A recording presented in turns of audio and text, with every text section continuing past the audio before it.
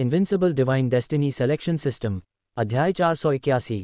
दिव्य शक्ति अनुभव कार्ड। दिव्य शक्ति अनुभव कार्ड का उपयोग करने के बाद मेजबान को आधे घंटे के लिए दिव्य के पहले स्तर की शक्ति मिल सकती है।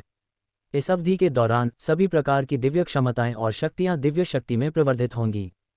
नोट: समय समाप्त होने के बाद अनुभव कार्ड से शक्ति गायब हो जाएगी। मेजबान पर कोई दुष्प्रभाव नहीं होगा और यह सम्राट की तलवार के साथ नहीं जुड़ता है। मैंने वास्तव में दिव्य शक्ति अनुभव कार्ड निकाला। इस समय चू युआन के सामने एक सुनहरा कार्ड जिस पर एक चरित्र लिखा हुआ था, दिव्य का सर्वोच्च चरित्र। आधे घंटे के लिए दिव्य की शक्ति। चू युआन गहराई से जानता था कि यह अनुभव कार्ड भयानक था। भगवान का वध करने वाला ब्लेड केवल एक बार फट सकता था, लेकिन अनुभव कार्ड उसे आधे घंटे के लिए दिव्य की शक्ति दे सकता है, जो सभी प्रकार के खतरनाक स्थानों में घुसने और यहां तक की स्थिति को उलटने के लिए पर्याप्त है। बिल्कुल सही। चू युआन में अब जिस चीज़ की सबसे ज़्यादा कमी है वह है दिव्य स्तर से मुकाबला करने की शक्ति। वफादारी और बहादुरी के राजा ओयांग मिंग, जल्दी वापस आओ। चू युआन ने लू कियानफू और ओयांग मिंग को वापस शाही शहर में बुलाया। 2 दिव्य अमृत उन्होंने पहले ही नामित कर दिए थे। लू कियानफू सेना को जुटाने की शक्ति के प्रभारी थे, उन्हें दबाने के लिए दिव्य स्तर की शक्ति की आवश्यकता थी। और ओयांग मिंग बड़े कास्टिंग ब्यूरो के प्रभारी थे, उन्हें इस स्थान को दबाने के लिए दिव्य शक्ति की भी आवश्यकता थी। अब राष्ट्रीय भाग्य 8 सितारों तक पहुंच गया है। यदि चू युआन ने वास्तविक दृश्य प्रदर्शित किया जो अन्य लोग देख सकते थे, तो हर कोई देख सकता था कि दावू का आकाश क्रिस्टल साफ था और एक विशाल आकाशीय नदी से ढका हुआ था जो क्रिस्टल की परत की तरह ढका हुआ था। ये राष्ट्रीय भाग्य की शक्ति है। माई वर्चुअल लाइब्रेरी एम्पायर पर पढ़ना जारी रखें। एक 8 सितारा राष्ट्रीय भाग्य दिव्य को मौत के घाट उतार सकता है। मानवीय दृष्टिकोण से राष्ट्रीय भाग्य के उपयोग के मामले में कोई भी चू युआन की तुलना नहीं कर सकता, जिसने मानव सम्राट कैनन का अभ्यास किया और सम्राट की तलवार को नियंत्रित किया। इस समय जैसे जैसे राष्ट्रीय भाग्य बढ़ता है, मानव सम्राट कैनन का भयानक स्थान दिखाई देने लगता है। दाव राजवंश में चू युआन के पास राष्ट्रीय भाग्य था और दिव्य क्षेत्र को उसके द्वारा दबा दिया जाएगा और मार दिया जाएगा। नमस्कार महामहिम। लू कियानफू और वफादारी और बहादुरी के राजा वापस लौटे और तुरंत चू युआन को श्रद्धांजलि दी। ये दोनों दिव्य अमृत हैं जो उन्हें दिव्य भगवान के 10वें स्तर पर ले जाता है। वह तुरंत दिव्य क्षेत्र में प्रवेश करेगा। आप दोनों इस समय के दौरान शाही शहर में 10वें स्तर तक पहुंच जाएंगे। मैं जल्दी से पर्याप्त ऊर्जा जमा करने के लिए दिव्य कानून के साथ आप दोनों की सहायता करूंगा। चू युआन ने बोलना समाप्त किया। जादुई नियम और चेंगफा का दिव्य द्रव जो स्वर्गीय और सांसारिक भट्टी द्वारा दिव्य क्षेत्र में बदल दिया गया था, उन दोनों को प्रदान किया गया। ऐसी प्रथा बहुत ज्यादा खर्चीली है। एक दिव्य क्षेत्र, भले ही वह सिर्फ एक व्यक्ति हो जो नियम टूट जाता है, वह 5 या 6 दिव्य देवताओं के लिए पहले स्तर से 10वें स्तर तक पहुंचने के लिए पर्याप्त है, लेकिन इसके लिए 100 साल लगते हैं। अब केवल 2 लोगों को प्रदान किया जाता है। चू युआन को इसकी बिल्कुल भी परवाह नहीं थी। उसकी मदद से दावू के संसाधन जमा हो गए और वे दोनों कुछ ही महीनों में दिव्य क्षेत्र में साधना कर सकते थे। तुरंत ही दावू के संत कलाकृति शोधन भूमि को आदेश जारी करें कि वह दुनिया भर से कलाकृतियों के शोधन में विशेषज्ञों की भर्ती करे। प्रत्येक व्यक्ति के योगदान के आधार पर लाभ की गणना की जाएगी। साथ ही दावू शक्तिशाली विशेषज्ञों की भर्ती कर रहा है। जो लोग दावू में शामिल होने के इच्छुक हैं, वे इंपीरियल सिटी में प्रवेश कर सकते हैं और व्यक्तिगत रूप से संत से मिल सकते हैं। चू युआन के आदेश जारी किए गए। अब जब भगवान पर्वत का अवशेष खुला है तो खबर आसानी से फैल जाती है और दावू को 8 सितारों तक पदोन्नत किया गया है और इसकी स्थिति एक पल में अलग हो जाती है। दावू ने वास्तव में ज्वाला दानव स्वर्ग पर विजय प्राप्त की और ज्वाला दानव स्वर्ग के स्वामी व्यक्तिगत रूप से अपने अनुयायियों के साथ आत्मसमर्पण करने के लिए इंपीरियल सिटी गए। ये बहुत भयानक है, बहुत विस्फोटक है। एक प्राचीन 8 सितारा बल ने इस तरह आत्मसमर्पण कर दिया। मैंने सुना है कि फ्लेम डेमन हेवन को वश में करने की लड़ाई शुरू भी नहीं हुई थी। मार्शल सम्राट द्वारा दिव्य आदेशों की घोषणा करने के लिए हैशान बूढ़े को भेजे जाने के बाद फ्लेम डेमन हेवन ने बस आत्मसमर्पण कर दिया, स्पष्ट रूप से यह मानते हुए कि दावू की ताकत अजेय थी। आत्मसमर्पण करने का केवल एक ही तरीका है। हैशान बूढ़ा, हैशान के 3 बुजुर्ग, यहाँ तक कि इन 3 स्वतंत्र और सहज अस्तित्वों को भी दाव ने वश में कर लिया है। लेकिन मुझे याद है, क्या दाव ने कुछ समय पहले ही 7 सितारा राजवंश के सम्राट की दावत की मेजबानी नहीं की थी और यह इतनी जल्दी इतना भयानक हो गया है। ... ज्वाला दानव स्वर्ग ने आत्मसमर्पण कर दिया। हैशान के 3 बुजुर्ग शामिल हो गए और खबर तूफान की तरह फैल गई जिससे दुनिया में हड़कंप मच गया। ये सभी दिव्य विशेषज्ञ हैं। भले ही उन्हें एक राजवंश में रखा जाए, वे एक पद प्राप्त कर सकते हैं और वे अभी अभी महानवू राजवंश में शामिल हुए हैं। दाव के पास जो ताकत है वह कितनी भयानक है। विशेष रूप से वह मार्शल सम्राट, उसकी ताकत अब कितनी मजबूत हो गई है। जहां तक दाव द्वारा ये घोषणा करने की बात है कि वे 8 सितारा राजवंश बन गए हैं, हालांकि वे आश्चर्यचकित थे। उन्होंने सोचा कि यह समझ में आता है, शायद दूसरों के पास ये ताकत बहुत पहले से थी और वे इसे थोड़ा थोड़ा करके दिखा रहे थे। दाव का सदमा बहुत ज्यादा है। अब शाश्वत दुनिया के मजबूत लोगों को लगता है कि भले ही दाव अचानक से एक दिन घोषणा करता है कि वे 9 सितारा राजवंश हैं और ये दिव्य का सामना करने की शक्ति के साथ फट जाता है। हैशान बूढ़ा हया चट्टान बूढ़ा रक्षा में सेना की सहायता करने के लिए विंडफॉल सिटी में प्रवेश करता है और हेलेन बूढ़ा हैशान समुद्री क्षेत्र में रहता है। हैशान सेना की स्थापना करता है। हैशान विशेषज्ञों के समायोजन के लिए जिम्मेदार है। सैनिकों का स्रोत हैशान पर केंद्रित है। बाहर निकलता है, विभिन्न द्वीपों से भर्ती करता है। चू युआन ने आदेश जारी करना जारी रखा। हैशान बूढ़ा और है चट्टान बूढ़ा ने तुरंत बड़ी संख्या में सैनशान विशेषज्ञों को भगवान पर्वत के अवशेष में ले जाया। फ्लेम डेमन हेवन, इसके अधीन मूल 3 राजवंश विघटित हो गए, फ्लेम डेमन वर्ल्ड में शामिल हो गए। सेना को लाल सागर सेना, लाल पर्वत सेना, लाल ज्वाला सेना और ज्वाला डेमन हेवन को ज्वाला डेमन सेना में बदल दिया। 3 दिव्य क्षेत्रों को विंडफॉल सिटी में भेज दिया। चू युआन ने सेना को जुटाना जारी रखा। फ्लेम डेमन हेवन में कुल 5 दिव्य क्षेत्र हैं और उनकी ताकत कमजोर नहीं है। 3 लड़ाइयाँ, एक ज्वाला डेमन वर्ल्ड को दबाने के लिए, दाव के राष्ट्रीय भाग्य की सहायता से दबाने के लिए ताकत पर्याप्त है। ज्वाला डेमन हेवन के स्वामी के लिए उन्होंने दिव्य सेना में प्रवेश किया और सीधे चू युआन के प्रेषण को सुना।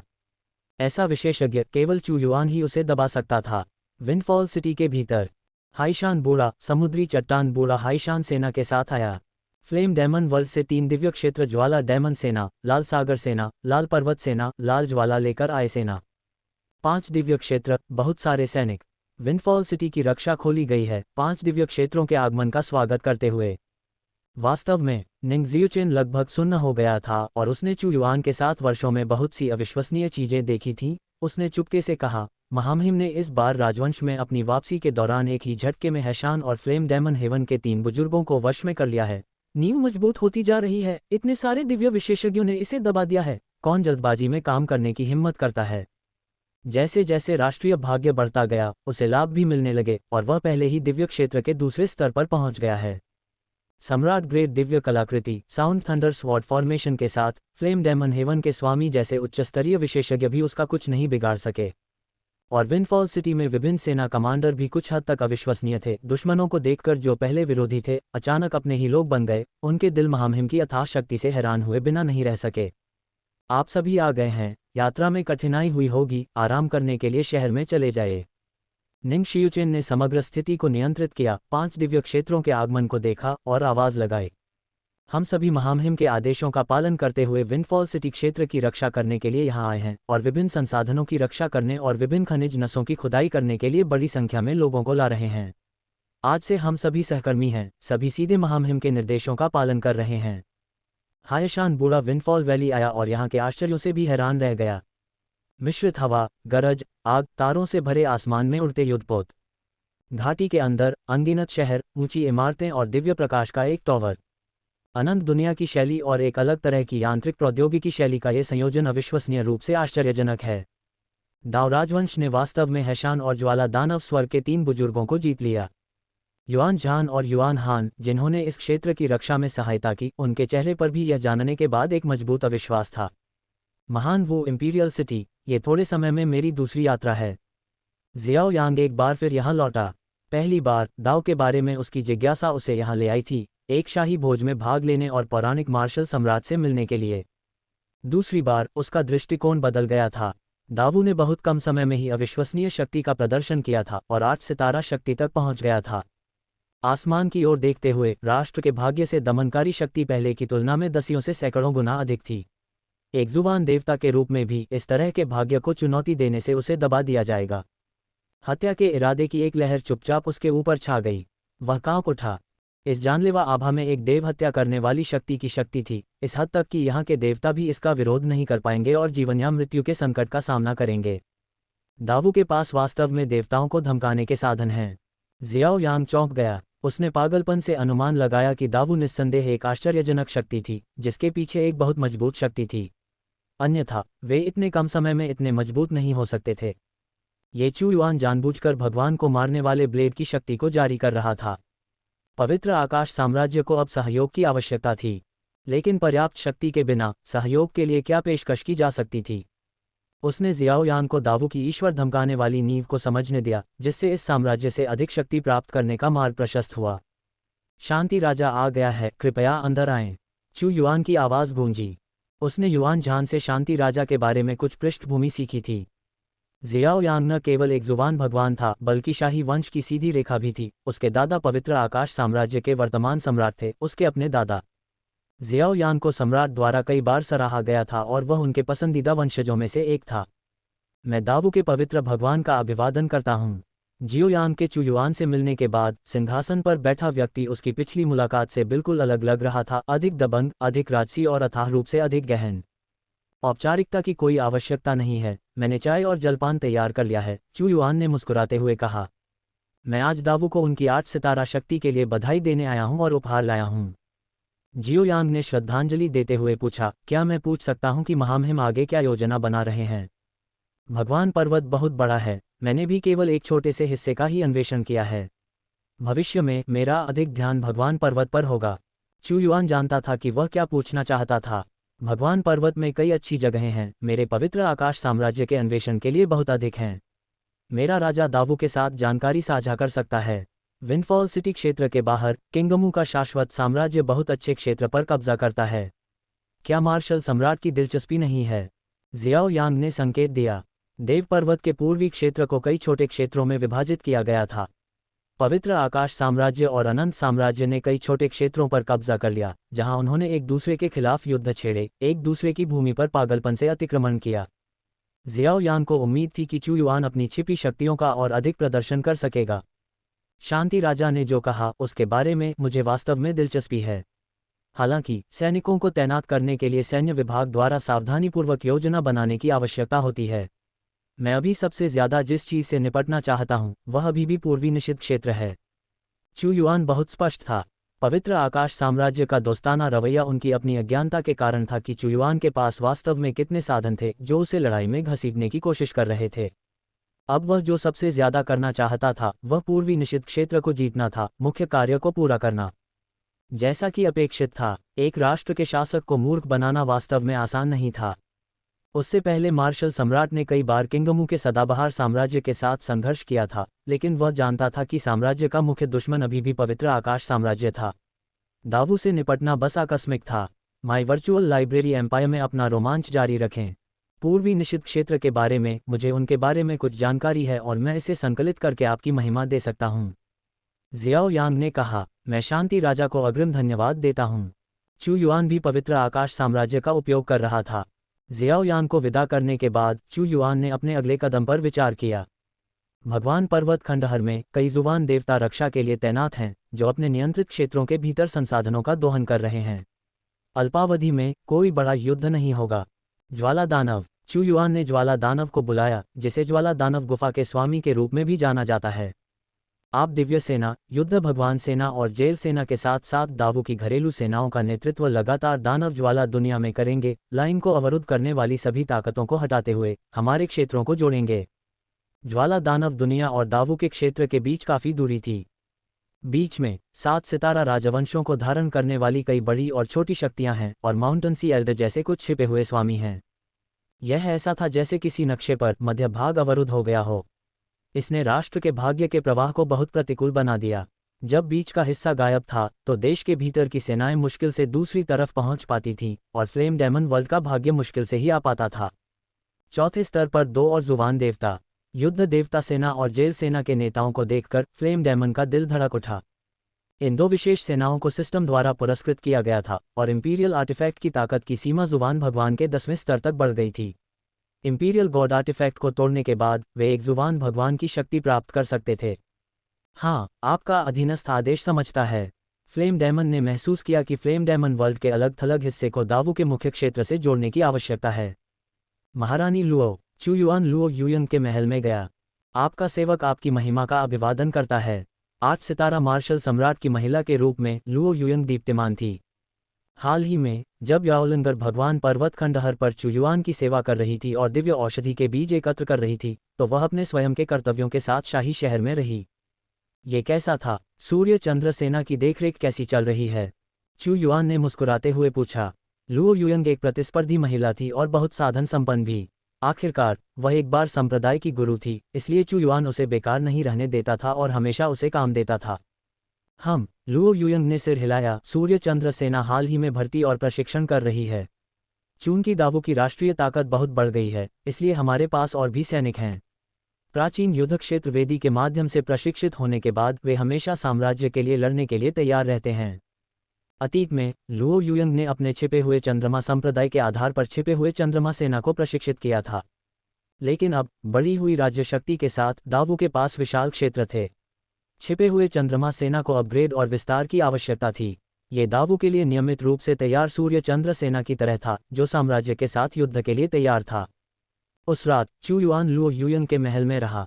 सेना के मार्च की तैयारी के साथ खबर सबसे पहले बाहर आई। फ्लेम डेमन वर्ल्ड और दावू के बीच की सेनाएं भयभीत थीं। दावू एक असाधारण रूप से शक्तिशाली 8 सितारा शक्ति थी। बिना किसी प्रयास के इसने फ्लेम डेमन गुफा को आत्मसमर्पण करने के लिए मजबूर कर दिया। अब दावू की सेना विजय की तैयारी कर रही है, तो कौन नहीं डरेगा। वे 7 सितारा शक्तियां संभवतः विरोध नहीं कर सकती थीं। जैसा कि अपेक्षित था, सेना के मार्च करने से पहले कुछ ने दावू को आत्मसमर्पण करने की अपनी इच्छा दिखाते हुए अपने आत्मसमर्पण के पत्र भेजे। कुछ तो सीधे ही भाग गए। उन्होंने जो नींव बनाई थी उसे पीछे छोड़कर जितना हो सके उतना दूर भाग गए। यहाँ तक कि कुछ जुबान भगवान के बुजुर्ग जो एकांत क्षेत्रों में साधना कर रहे थे, उन्होंने जल्दबाजी में अपनी धन्य गुफाओं और भूमि को छोड़ दिया। हालांकि कुछ शक्तियां भागने के लिए पर्याप्त तेज नहीं थीं। धुंध आत्मा द्वीप, धुंध आत्मा संप्रदाय मास्टर धुंध आत्मा बुजुर्ग, एक दूसरे स्तर का जुबान भगवान, काफी जाना माना नाम। ज्वाला दानव ने कोहरे में लिपटे आगे के द्वीप को देखा, एक उजाड़ और अलग थलग द्वीप। असीम महासागर के ऊपर छायादार आकृतियां दिखाई दी, और इसी तरह दिन और रात की सेना भी। उन्होंने 2 तरह के बैनर उठाए, एक में धधकते सूरज को कुलदेवता के रूप में दिखाया गया और दूसरे में पूर्णिमा को। हालांकि दोनों बैनरों की पीठ पर दावू शब्द लिखा था। संप्रदाय गुरु, हमें क्या करना चाहिए? दावू सेना हमला कर रही है। हमारा मिस्ट स्पिरिट संप्रदाय दावू से मुकाबला करने लायक नहीं है। अगर उनके सैनिक हम पर हमला करते हैं तो हम निश्चित रूप से मर जाएंगे। ... मिस्ट स्पिरिट संप्रदाय के भीतर अराजकता का शासन था। संप्रदाय के अत्यधिक अलगाव के कारण उन्हें समय पर बाहरी समाचार नहीं मिले, और जब तक वे प्रतिक्रिया करते, दावू सेना ने हमला कर दिया था और उन्हें द्वीप पर पूरी तरह से घेर लिया था। शांत रहो, हम अभी भी निराशाजनक स्थिति में नहीं हैं। धुंध की एक लहर के भीतर से दिव्य उपस्थिति वाला एक बुजुर्ग व्यक्ति उभरा। वह मिस्ट स्पिरिट का पूर्वज था। उसका चेहरा शांत था, लेकिन डर उसके दिल को जकड़े हुए था। फ्लेम डेमन की ओर देखते हुए उसने जल्दी से कहा, भगवान फ्लेम डेमन, हम हमेशा एक दूसरे के मामलों से दूर रहे हैं। हमें दीवार के खिलाफ मत धकेलो, हमें जीवित रहने का एक रास्ता छोड़ दो। जीने का एक तरीका महामहिम ने पहले ही छोड़ दिया है, मरने का एक तरीका महामहिम ने भी दिया है। दावू के सामने आत्मसमर्पण करना, यही तुम्हारे जीने का एकमात्र मौका है। सेना का नेतृत्व करते हुए फ्लेम डेमन ने उसे ठंडे तिरस्कार से देखा। वह खुद पहले ही आत्मसमर्पण कर चुका था, फिर भी मिस्ट स्पिरिट के संप्रदाय के गुरु ने अन्यथा सोचने की हिम्मत की। कृपया जब भी आप कर सकते हैं हमें छोड़ दें, प्रीमियर फ्लेम डेमन।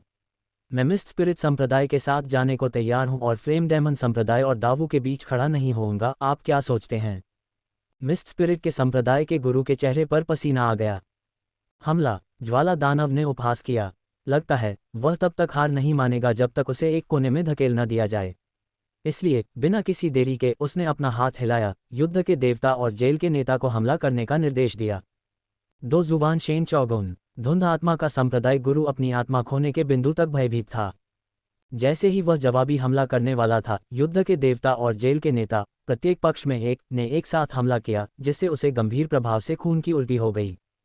नहीं, मुझे चोट मत पहुंचाओ, धुंध आत्मा के संप्रदाय गुरु ने चिल्लाया। उसे एहसास हुआ कि अगर वह आत्मसमर्पण नहीं करता तो वह मर जाएगा। उसे धुंध आत्मा द्वीप की अलगाव रणनीति पर पछतावा हुआ।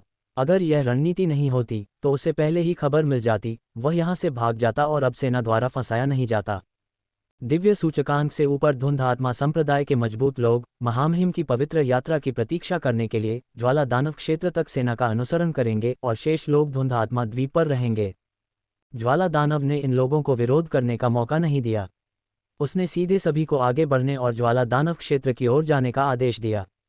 अत्यधिक शक्तिशाली सेना आगे बढ़ी, किसी ने विरोध करने की हिम्मत नहीं की। ये ज्वाला दानव क्षेत्र तक फैल गई। उनकी नियति अब आपस में जुड़ गई है। हालांकि चू युआन शाही महल में था, लेकिन वह राष्ट्र के भाग्य में होने वाले परिवर्तनों के बारे में सबसे अधिक जागरूक था।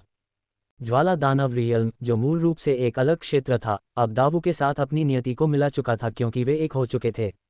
यहाँ तक कि दावू की मातृभूमि की नियति भी अब उससे जुड़ गई थी। क्षेत्रीय संबंधों और खुले क्षेत्रों के साथ अब फ्लेम डेमन रियल्म में प्रवेश करने और खजाने का नक्शा खोलने का समय आ गया है। चू युआन मुस्कुराया, राजकुमारी लुओ, आप शाही शहर में उग गई होंगी, इस बार मेरे साथ फ्लेम डेमन रियल में चलो ताकि शाही राजवंश के क्षेत्र को देख सकूं। प्राचीन सम्राट का रथ हवा में उड़ गया, चू युआन बीच में बैठ गया, लुओ युयंग उसके दाईं ओर बैठ गया और वे जल्दी से फ्लेम डेमन रियल की ओर बढ़ गए। ये सब मेरे दावू का क्षेत्र है। लुओ युयंग चू युआन को तब से जानती थी जब से दाव पूर्वी जुबान क्षेत्र में आया था। उसने दाव को एक छोटे से क्षेत्र से इतने बड़े आकार में फैलते देखा था और उसके बगल में बैठा आदमी उसका राजा भी बन गया था। ये सभी अविश्वसनीय चीजें राजा की वजह से हुईं। प्राचीन सम्राट के रथ ने आकाश में एक आश्चर्यजनक चाप बनाया, इसके सम्राट की आभा विशाल थी और कई लोगों की निगाहें आकर्षित कर रही थी। ये ज्ञात था कि राजा ज्वाला दानव क्षेत्र का निरीक्षण करने जा रहा था, एक क्षेत्र जिसे हाल ही में दाव ने जीत लिया था। रथ पर सवार लोगों ने कई लोगों को चिल्लाने पर मजबूर कर दिया। अनगिनत महिलाओं ने रथ को देखा, वह दाव का आकाश था। ओह कितना शानदार, उसकी महिला बनना कितना सौभाग्यशाली होगा। कौन राजा के हरम में प्रवेश नहीं करना चाहेगा और उसकी पत्नियों में से एक नहीं बनना चाहेगा। लेकिन वे सभी जानते थे कि साधारण महिलाएं राजा की नज़र में नहीं आ सकती, केवल असाधारण सुंदरता वाली महिला को ही उनके हरम में प्रवेश करने का अधिकार है। रथ में लुओ युयंग ने अपने बगल में बैठे आदमी की मजबूत, शक्तिशाली दिल की धड़कन सुनी, जिससे उसे सुरक्षा का गहरा एहसास हुआ। उसके साथ वे बिना किसी डर के दुनिया के अंत का सामना कर सकते थे। हम ज्वाला दानव क्षेत्र के करीब पहुंच रहे हैं। थोड़ी देर बाद चू युआन की आवाज़ धीरे धीरे लुओ युयंग के कानों में गूंजी।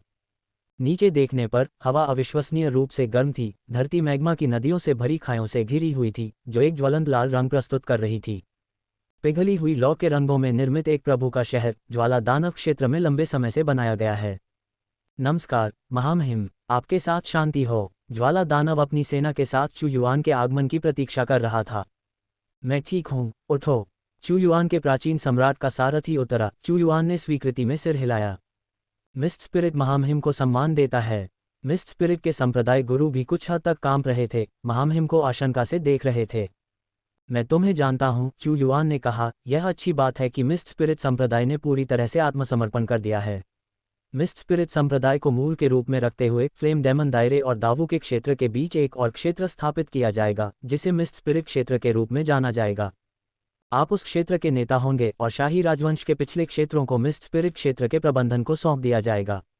दरबार प्रबंधन में सहायता के लिए लोगों को भेजेगा। फ्लेम डेमन क्षेत्र बहुत विशाल है, इसे और अधिक विस्तारित नहीं किया जा सकता है, इसलिए एक और क्षेत्र को चित्रित किया जाएगा। अब दावू सबसे बड़ी इकाई के रूप में कई छोटी इकाइयों पर शासन करता है। मैं क्षेत्र का नेता बनने वाला हूँ। मिस्ट स्पिरिट हैरान रह गया। उसने सोचा था कि चू युआन उसे सजा देगा, लेकिन इसके बजाय चू युआन ने उसे क्षेत्र का स्वामी बना दिया। आज्ञाकारी रूप से आत्मसमर्पण करने का यही इलाज था।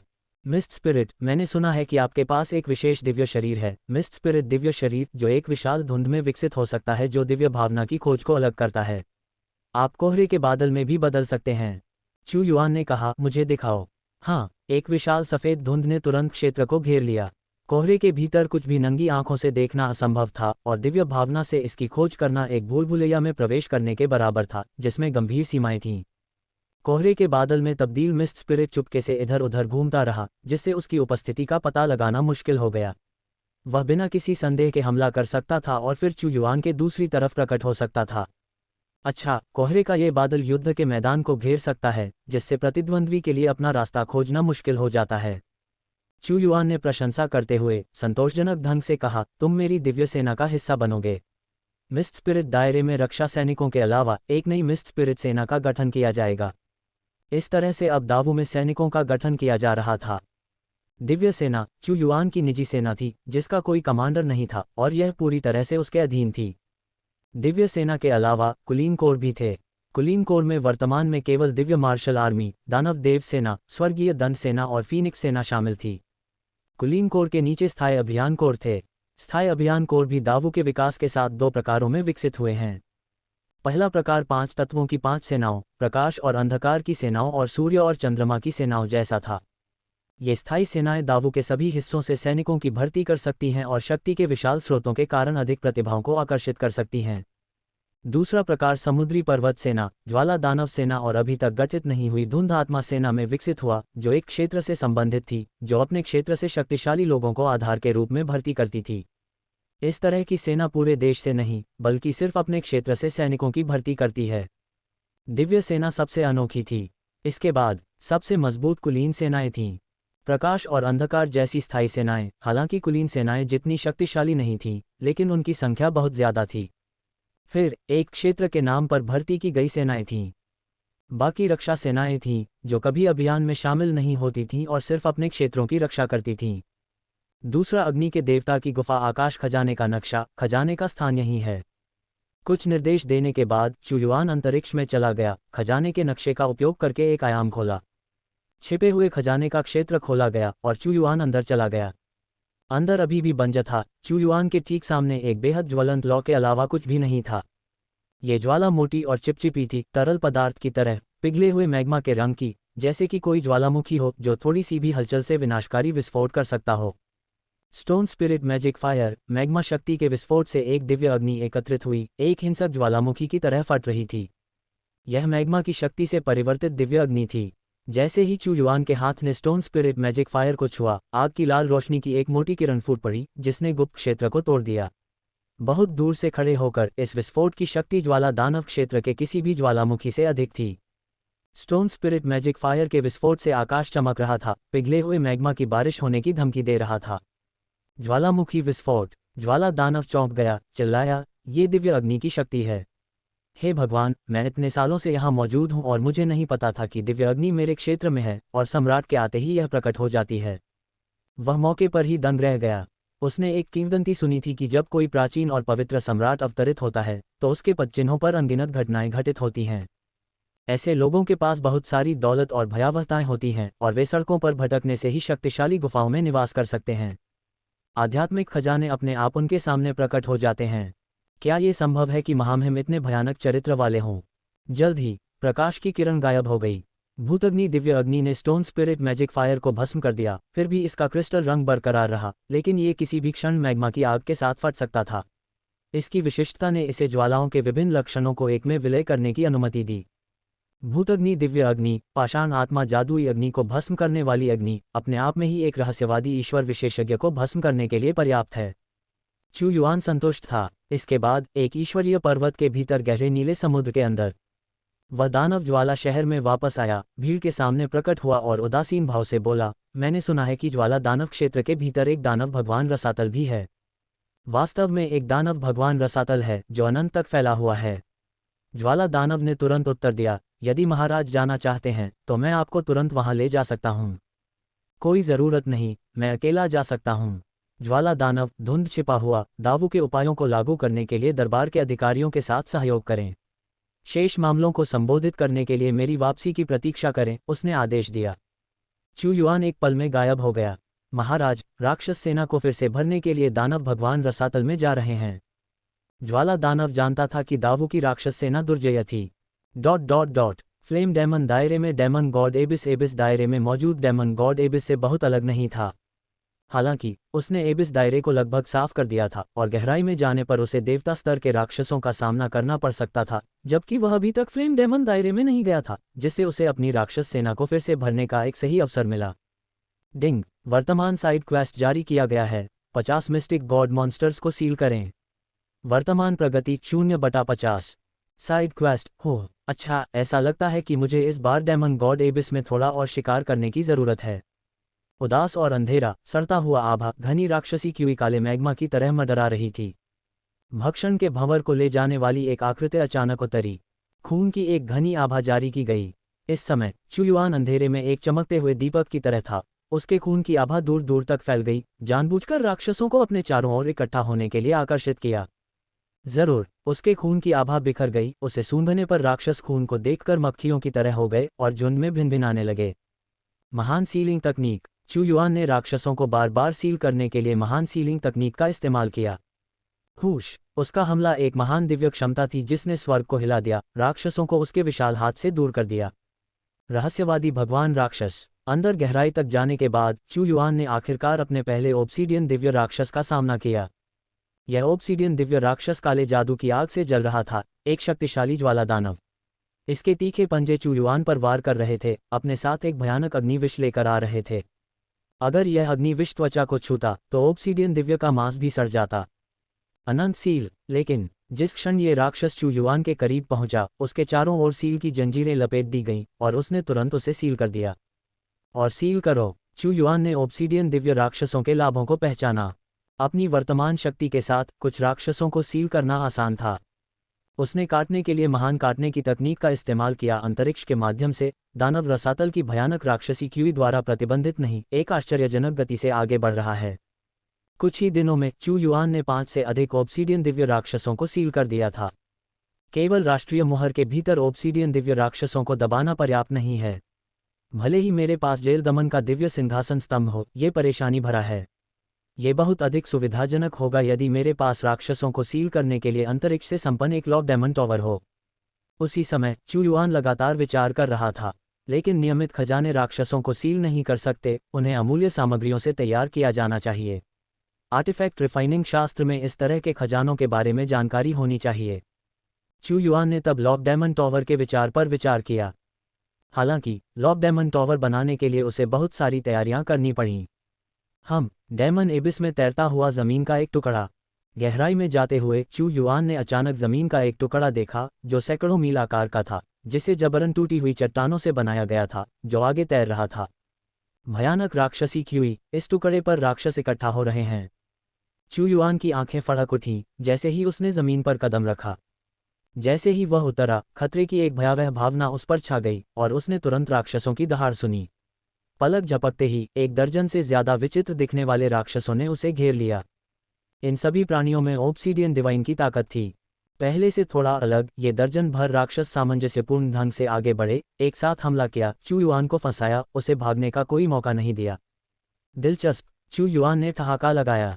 उसके चारों ओर यिन और यांग का एक क्षेत्र प्रकट हुआ। एक सामंजस्यपूर्ण शक्ति ने ऑब्सीडियन दिव्य राक्षसों से खतरे को आसानी से बेअसर कर दिया। ऑब्सीडियन दिव्य राक्षसों ने लगातार हमला किया। इसके अलावा इन ऑब्सीडियन दिव्य राक्षसों में से प्रत्येक के पास अद्वितीय क्षमताएं थीं, जो एक शक्तिशाली बल द्वारा कसकर एकीकृत थीं, जो कि सावधानीपूर्वक गणना का परिणाम प्रतीत होता है, बिल्कुल एक राक्षस सरणी की तरह। इन राक्षसों को किसी के द्वारा नियंत्रित किया जाता है। दिलचस्प, राक्षसों को नियंत्रित करना। चू युआन ने दूसरों से लड़ने के लिए सीलबंद राक्षसों का इस्तेमाल किया और आज दूसरे उसके खिलाफ राक्षसों का इस्तेमाल कर रहे थे।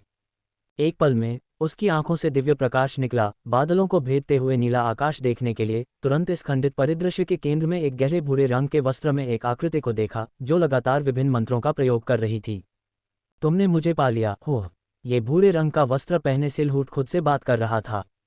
जैसे ही वह खड़ा होने वाला था, एक विशाल हथेली की छाप से दिव्य प्रकाश सीधे उस पर फेंका गया। तुमने मुझसे भिड़ने की हिम्मत की। मैंने इतने राक्षसों को बंद कर दिया है, मैं इतनी आसानी से पराजित नहीं हो सकता। आज मैं तुम्हें पकड़ लूंगा और तुम्हें उचित रूप से पीड़ा दूंगा। तुम्हारी क्रोधी भावना जितनी अधिक होगी, उतना ही अच्छा होगा। तुम जितने मजबूत होगे, मुझे तुम्हारी क्रोधी भावना उतनी ही अधिक पसंद आएगी। भूरे वस्त्र पहने इस व्यक्ति ने दिव्य प्रकाश हथेली के निशान को अपनी ओर आते देखा, बिना किसी डर के। धमाका, हाथ का निशान गिर गया। उस पल जमीन का पूरा टुकड़ा धूल में बदल गया। धमाका, जमीन धूल में बदल जाती है, शून्य में गायब हो जाती है। ग्रे रंग के वस्त्र में आदमी प्रकट होता है, हथेली से हमला करता है। एक अंधेरी लहर दौड़ती है, जिसमें ऊर्जा अंतहीन रूप से भीतर उबलती रहती है, जैसे अनगिनत क्रूर चेहरे पीड़ा में चीख रहे हों, अपनी पीड़ा बता रहे हों। यह एक राक्षस साधक है। आत्मा के आक्रोश की शक्ति। चू युआन का चेहरा अपरिवर्तित रहता है। जब आक्रोश की शक्ति उस पर पड़ती है, तो ग्रे रंग के वस्त्र में आदमी का चेहरा नाटकीय रूप से बदल जाता है। उसे आश्चर्य होता है कि उसकी शक्ति गायब हो जाती है और इस आदमी के पीछे एक विशाल ब्लैक होल उभरता है, जो सब कुछ निगल जाता है। कोई भी शक्ति उसके करीब नहीं आ सकती है, बिना भस्म हुए और रूपांतरित हुए। तुम कौन हो? वह तेजी से पीछे हट जाता है। चू युआन वास्तव में प्रसिद्ध है, लेकिन हाल के वर्षों में उसकी प्रसिद्धि केवल बढ़ी है। ये सामान्य बात है कि ग्रे रंग का आदमी, जो हजारों सालों से दानव देवता रसातल में रहता था, उसे पहचान नहीं पाता। तुम दानव देवता रसातल के ऊपर से शक्तिशाली ज्वाला दानव नहीं हो। ग्रे रंग का आदमी चू युआन को ध्यान से देखता है। चू युआन उसे जवाब नहीं देता, बल्कि बस अपना हाथ ऊपर उठाता है। चमकती हुई बिजली टूटती है, टेढ़ी मेढ़ी और मुड़ती हुई, बिजली के बीज की तरह अनगिनत गरजने वाले गोले बनाती है, जो ग्रे रंग के आदमी के सामने नाचते हैं, लगातार विस्फोट करते हैं। वह महसूस कर सकता है कि ग्रे रंग के वस्त्र पहने आदमी का मानस 5वें स्तर के रहस्यवादी देवता के आसपास है। हुम्फ। ग्रे रंग का आदमी चू युआन का मजाक उड़ाता है। ये सोचना कि चू युआन अपने राक्षसी कौशल को तोड़ने के लिए बिजली की शक्ति का उपयोग करने पर विचार करेगा, इस आदमी के विचार बहुत सरल हैं। वह अपनी आस्तीन लहराता है, 1 दर्जन से अधिक रहस्यवादी देवता श्रेणी के राक्षसों को बुलाता है। वे चू युआन पर झपट पड़ते हैं, जबकि वह राक्षसी कौशल की अधिक भयावह शक्ति का उपयोग करने की तैयारी करता है। वह अवसर की तलाश करता है और एक जहरीले सांप की तरह अपने घातक हमले की तैयारी करता है। अनंत मोहर। जैसे ही रहस्यवादी भगवान श्रेणी के राक्षस उस पर हमला करते हैं, चू युआन तुरंत उनमें से एक को अपनी अनंत मोहर से सील कर देता है। इस राक्षस पर असंख्य बड़े बड़े रन दिखाई देते हैं जो उसके शरीर में धंस जाते हैं, जिससे वह वहीं जम जाता है। मेरा रहस्यवादी भगवान श्रेणी का राक्षस। ग्रे रंग का आदमी हैरान रह जाता है। राक्षस को नियंत्रित करने के अपने हताश प्रयास के बावजूद सीलबंद रहस्यवादी भगवान श्रेणी का राक्षस हिलता नहीं है, जिससे उसका नियंत्रण खत्म हो जाता है। चू युआन स्वाभाविक रूप से देखता है कि ग्रे रंग का आदमी अपने मजबूत मान और कुछ अजीब राक्षसी कौशल का उपयोग करके इन रहस्यवादी भगवान श्रेणी के राक्षसों को नियंत्रित कर सकता है, इस प्रकार उन्हें दबाने के लिए प्रारंभिक नियंत्रण और हेरफेर प्राप्त कर सकता है। ऐसी विधि बहुत भद्दी है। यह अधिक गहन महान सीलिंग तकनीक की तुलना में कुछ भी नहीं है। अनंत मोहर। चू युआन लगातार अनंत मोहरों का उपयोग करता है। फिर ग्रे रंग का आदमी इसे देखता है। दर्जनों रहस्यवादी भगवान श्रेणी के राक्षसों के बीच रून श्रृंखलाओं की एक श्रृंखला उन्हें सुरक्षित रूप से एक साथ बांधती है। यह महान सीलिंग तकनीक है। इसमें आपकी दक्षता इतनी ऊंचाइयों तक पहुंच गई है।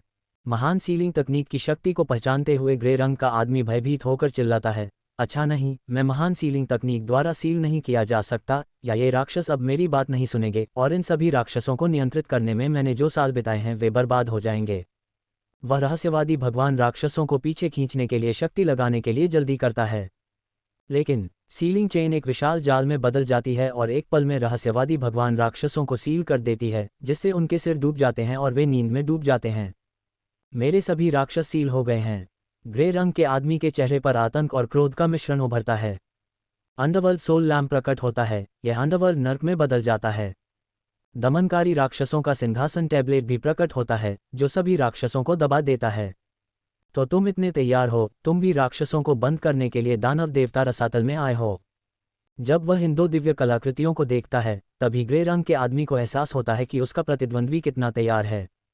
आंख के बदले आंख, चू युआन ने ठंडे स्वर में जवाब दिया। उसकी चालाकी से दर्जन भर रहस्यवादी भगवान राक्षस एक साथ अपनी आंखें खोलते हैं। वे उस पर गुर्राना और अपने नुकीले दांत दिखाना चाहते हैं, लेकिन उसकी एक ठंडी गुनगुनाहट के साथ वे उसके प्रभुत्व के आगे झुक जाते हैं और सभी ग्रे रंग के लबादे वाले आदमी की ओर दौड़ पड़ते हैं। धिक्कार है, इस व्यक्ति का मन पहले से ही मजबूत है। अगर मैं कई राक्षसों के घेरे में आ गया तो मैं यहाँ फंस सकता हूँ और मर सकता हूँ। मेरी सालों की मेहनत बेकार चली जाएगी। ग्रे रंग का आदमी गुस्से और हताशा में अपने दांत पीसता है, फिर भी भागने के अलावा कुछ नहीं कर सकता। लेकिन चू युआन की शानदार दिव्य हथेली की मुहर ने ग्रे रंग के आदमी को बीच उड़ान में ही पकड़ लिया और उसे पीछे की ओर गिरा दिया। काले रंग के राक्षसी जीभ फाड़ने और दांत पीसने लगे। एक पंजे वाला जानवर ग्रे रंग के आदमी से खूनी मांस का एक टुकड़ा क्रूरतापूर्वक नोच रहा था। आह! ग्रे रंग का आदमी चिल्लाया। उसकी आंखों में इतनी नफरत भर गई। वही राक्षस जो कभी उसके अधीन थे, अब उसे काटने वाले औजारों में बदल गए। ये सब उसके सामने वाले आदमी की बदौलत हुआ। और फिर भी यह आदमी केवल उदासीनता से देख रहा था, उसके हाथ लापरवाही से उसकी पीठ के पीछे मुड़े हुए थे। मेरे पास काले रंग के राक्षसों पर नियंत्रण है और जब तक मैं उन्हें मार गिराता हूँ, मैं संकट को हल कर सकता हूँ। वह मुझे फंसाने का कोई मौका नहीं देता। भूरे वस्त्र वाला आदमी पूरी तरह से भयानक आक्रोश में फूट पड़ा। प्रत्येक हरकत के साथ उसकी घृणा बढ़ती गई, मानो दुनिया की सारी कड़वाहट को समेटे हुए गला घोंटने और पीसने के लिए द्वेष का एक घूमता हुआ तूफान बन गया। धमाका! चू युआन का शरीर एक अडिग राष्ट्रीय भाग्य, एक सर्वोच्च शक्ति द्वारा सुरक्षित था जिसने भूरे वस्त्र वाले व्यक्ति के प्रयासों को निष्फल कर दिया। यह शाही राजवंश का राष्ट्रीय भाग्य है, किसी भी 8 सितारा राजवंश से अधिक भयानक जो मैंने कभी देखा है। उसके सामने खड़ा युवक एक संप्रभु शासक था, हालांकि एक अज्ञात राष्ट्र का।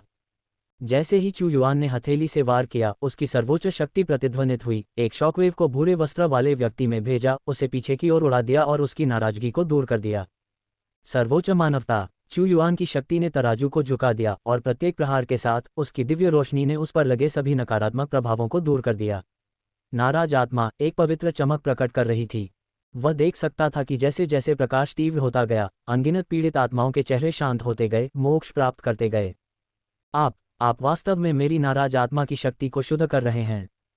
ग्रे रॉब वाला आदमी अंदर तक भयभीत था। ये तरीका पूरी तरह से भयानक था। चमक का एक ही पल में चू युआन एक चमकदार रोशनी में बदल गया, जो उसके रास्ते में आने वाली हर चीज को भेदती हुई हवा को खून की धुंध में ढक रही थी। ग्रे रॉब वाला आदमी घूम गया, उस चमकदार चमक के नीचे पराजित न होने के बावजूद बुरी तरह घायल हो गया। तुरंत शक्ति। ग्रे रॉब वाला आदमी डर से भर गया। क्या आप किस तरह का अस्तित्व हैं? अपनी उत्पत्ति बताओ, चू युआन ने पूछा। आप मेरा नाम जानना चाहते हैं? ठीक है, मैं आपको बता दूं, मैं रेसेन हूं। ग्रे रॉब वाले आदमी की वाणी अचानक रुक गई क्योंकि उसका शरीर एक बढ़ते हुए मान से जलने लगा। वह एक उल्कापिंड में बदल गया और एक मन भ्रमित गति से दानव देवता रसातल में घुस गया। पलक झपकते ही वह लगभग दृष्टि से ओझल हो गया। लेकिन एक लंबी नदी एक विशाल हाथ की सील में बदल गई और सीधे उस पर झपटी। ग्रे रॉब वाले व्यक्ति को जब पकड़ा गया और चू युआन के सामने लाया गया तो वह असमंजस में पड़ गया। मुझे जाने देने के लिए मुझे क्या करना होगा? ग्रे रॉब वाले व्यक्ति में घबराहट की कोई गुंजाइश नहीं थी। मैं सवाल पूछ रहा हूँ, चू युआन ने कहा। मैं क्रोधित दानव भगवान हूँ, शक्तिशाली सम्राट, कृपया मुझे छोड़ दें। क्रोधित दानव भगवान ने डरते हुए विनती की। जारी रखें, चू युआन ने कहा। वुजे। ग्रे रॉब वाले व्यक्ति वुजे इतने भयभीत थे कि उन्होंने सच्चाई को छिपाने की हिम्मत नहीं की। मैं आपको दो विकल्प दे रहा हूँ, मेरे सामने समर्पण करो या मर जाओ। चू युआन ने कहा, महाराज, आप चाहते हैं कि मैं एक स्वामी, आपका दास बन जाऊं? यह असंभव है। मैं, क्रोधित दानव भगवान, कभी किसी के सामने समर्पण नहीं करूंगा। भले ही आप मेरा सिर काट दें, मैं कभी आपके सामने घुटने नहीं टेकूंगा। चू युआन के समर्पण पर जोर देने पर क्रोधित दानव भगवान ने दृढ़ निश्चय के साथ घोषणा की कि वह इसे स्वीकार करने के बजाय मरना पसंद करेंगे, अप्रत्याशित अवज्ञा प्रदर्शित करते हुए। तुम मरना चाहते हो? चू युआन ने शुरू में वुजे को मारने की योजना बनाई थी, लेकिन फिर उसे आत्मा विनाशक चाबुक याद आया और उसने वुजे का उपयोग करके इसकी शक्ति का परीक्षण करने का फैसला किया। तुम मुझे समर्पण के लिए मजबूर करना चाहते हो, है न? मैं हर तरह की चीज़ों का सामना कर चुका हूँ। यह इच्छाधारी सोच है। मैं तुम्हारे सामने कभी घुटने नहीं टेकूंगा। चलो, मुझे मारो। अगर नाराज आत्माओं के दानव भगवान ने एक भी आवाज़ की तो मैं अपना नाम उलट दूंगा। चू युआन के हाथ में काले कांटेदार कोड़े को देखकर वुजे एक मरे हुए बत्तख की तरह जिद्दी होकर खड़ा हो गया। एक चीज़ जिससे नाराज आत्माओं के दानव भगवान को डर नहीं था, वह थी यातना। उसकी राक्षसी क्षमताएं निंग जियुचेन की तुलना में भी अधिक भयानक और क्रूर थीं। निंग जियुचेन ने बस अपने दुश्मनों को मार डाला और उनकी आत्माओं को खा लिया, दूसरों को बहुत अधिक यातना देने और अधिकांश समय त्वरित मृत्यु प्रदान करने का आनंद नहीं लिया। ये कुछ भी नहीं था। चू युआन अपनी महान सीलिंग तकनीक के साथ किसी भी ऊर्जा को खा सकता था, लेकिन नाराज आत्माओं का दानव भगवान अलग था। वह वास्तव में एक क्रूर राक्षस साधक था। पुरुष, महिलाएं और बुजुर्ग, चाहे आम लोग हों या शक्तिशाली व्यक्ति, जब तक वे उसके द्वारा पकड़े जाते, वह अपनी राक्षसी क्षमताओं से उनकी आत्माओं को यातना देता। वह उन्हें तब तक यातना देता जब तक उनकी घृणा और पीड़ा उन्हें मारने और उनके आक्रोश को अपनी शक्ति में बदलने से पहले चरम पर थी। तो चलो, नाराज आत्माओं का दानव भगवान विद्रोही खड़ा था। मेरे वर्चुअल लाइब्रेरी साम्राज्य से नए रोमांच का आनंद लें। मैं तुम्हारा उपकार करूंगा। थप्पड़। चू युआन की आत्मा कोड़े की एक लहर के साथ एक तत्काल थप्पड़ था जो सीधे नाराज आत्माओं के दानव भगवान के शरीर पर उतरा। अपने पहले के उदासीन रवैये के बावजूद उस पल में उसका चेहरा तीव्र दर्द से विकृत हो गया। दर्द, असहनीय दर्द, एक ऐसा दर्द जो सीधे उसकी हड्डियों तक पहुंच गया। बस उस एक कोड़े से वह आखिरकार यातना का सही अर्थ समझ गया। उसे लगा जैसे उसे नरक की 18 परतों में डुबोया जा रहा हो, जैसे उसका पूरा शरीर चीर दिया जा रहा हो, उबलते तेल में तला जा रहा हो, फिर गर्म लोहे से जलाया जा रहा हो। ऐसा लग रहा था मानो दुनिया की सारी यातनाएं 10 गुना, यहाँ तक कि 100 गुना बढ़ाकर उस पर थोपी जा रही हों। तुम्हारा मुंह वाकई बहुत सख्त है, चू युआन ने उदासीनता से कहा। ऐसा नहीं था कि नाराज आत्माओं का दानव भगवान चिल्लाया नहीं, बल्कि इसलिए क्योंकि दर्द इतना तीव्र था कि वह नहीं कर सका। ये देखकर कि चू युआन उसे फिर से कोड़े मारने वाला था, नाराज आत्माओं का दानव भगवान डर के मारे चिल्लाया, अब और नहीं। चू युआन के सोल विप की तुलना में उसने दूसरों को यातना देने के लिए जो अलग अलग तरीके अपनाए थे वे बच्चों के खेल की तरह थे, बिल्कुल दयनीय। चू युआन उदासीन था। उसने अपना सोल विप नीचे की ओर घुमाना जारी रखा, जिससे नाराज आत्माओं का दानव भगवान पीड़ा में इधर उधर लुढ़कने लगा। उसकी पूरी आत्मा लगभग टूट गई। उसने कभी नहीं सोचा था कि चू युआन का कोड़ा आत्मा को चीर देने वाला दर्द दे सकता है। मुझे मारना बंद करो, महाराज। मैंने जो पहले कहा था उसे मैं वापस लेता हूँ। मैं आत्मसमर्पण करता हूँ। मैं आत्मसमर्पण करता हूँ। मुझे आज़ाद कर दो और मैं तुम्हारा गुलाम बन जाऊंगा, मैं तुम्हारी आज्ञा का पालन करूंगा, भले ही तुम मुझे मारना चाहते हो, कोई बात नहीं, बस प्लीज़ मैं तुमसे विनती करता हूँ, मुझे अब और मत मारो। आक्रोशित आत्माओं का दानव भगवान आत्मा चाबुक से पूरी तरह टूट गया था। उसे लगा कि जब तक उसे और चाबुक नहीं मारे जाते तब तक मौत एक भाग्यशाली बचाव होगी। उसे चाबुक मारते रहो। चू युआन ने आत्मा चाबुक को एक राक्षस को सौंप दिया ताकि वह आक्रोशित आत्माओं के दानव भगवान को चाबुक मारना जारी रखे।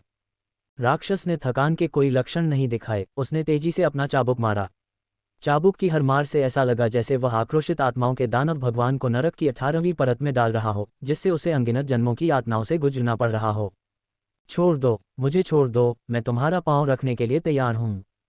आक्रोशित आत्माओं का दानव भगवान विनती करने लगा।